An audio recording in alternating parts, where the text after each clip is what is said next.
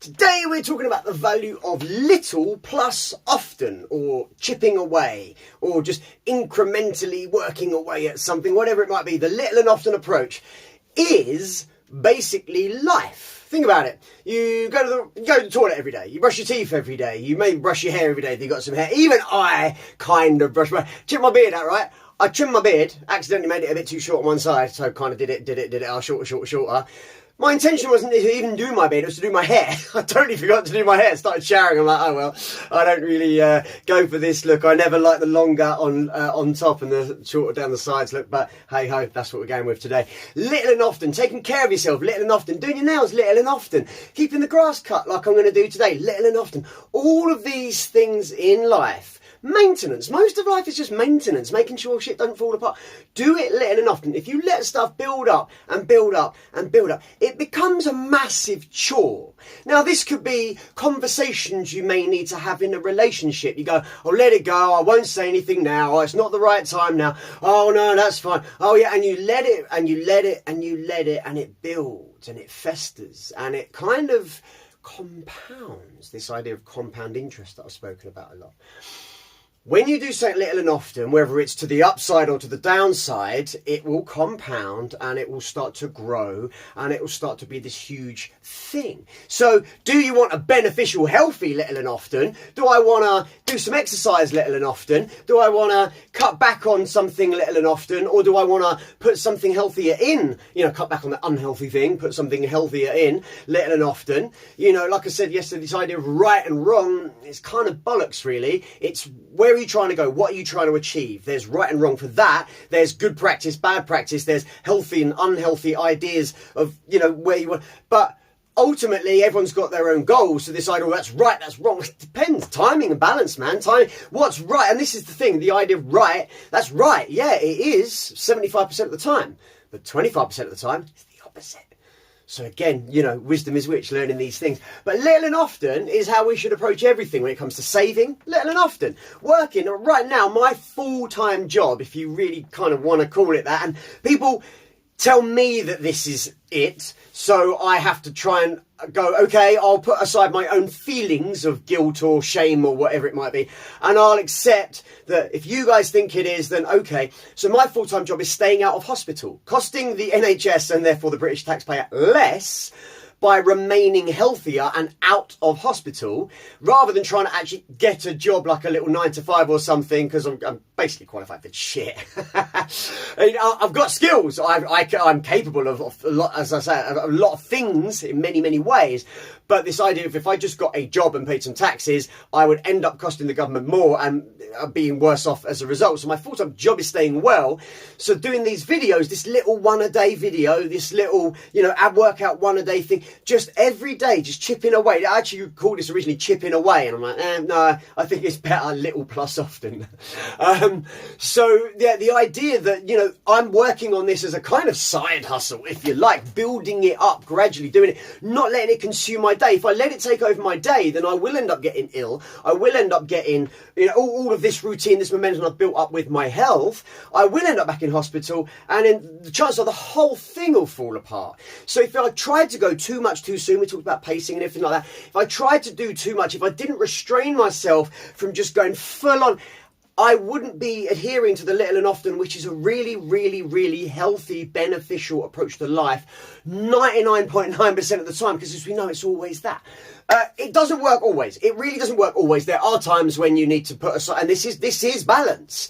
You know, if you've got the little and the often, then every now and again you just need to have the lot and the hardcore and the intense. Yeah, that's how it works. There's a UFC fighter, I can't remember his name, but he was on a podcast and he was saying, I roll, because he does Brazilian jiu-jitsu, I roll every day, or at least 6 days a week, but I'll roll less intensely and I'll roll for a little bit less time. So let's just say I roll for an hour a day, so I do that 7 days a week. So by the time I hit the end of the month, I'm on 28 hours.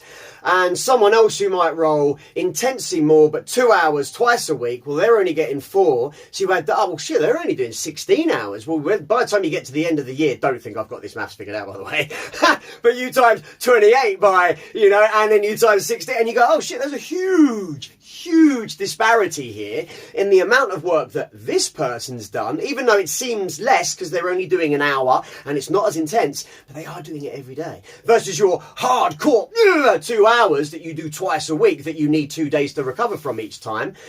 You're doing less. So that's one of the beautiful ironies of life. Less really is more in many respects. You just have to do it more often. It's the less intensity, but the more frequency. That's what people often miss. They want the high intensity and they want to often also try and do the high frequency, and that's not how life works. Again, it's time, value of time coming up. We need these things. So for me, that's why doing these little raps are good. So trying to take this whole concept of this life maths book and thinking, what the bloody hell am I going to do? And I think I may have got the title, which might be Things That Divide Us. That might be the title. It came to me, I wrote it down, I made some art and I've stuck it on my wall. So clearly my brain's telling me that's something to focus on. I've even coloured it in for you and put it right next to where you sit. So it's pretty important in my brain as far as it's concerned. So for me, breaking it down, and not necessarily into daily chunks, but just smaller chunks. So the raps, they're about a minute 20.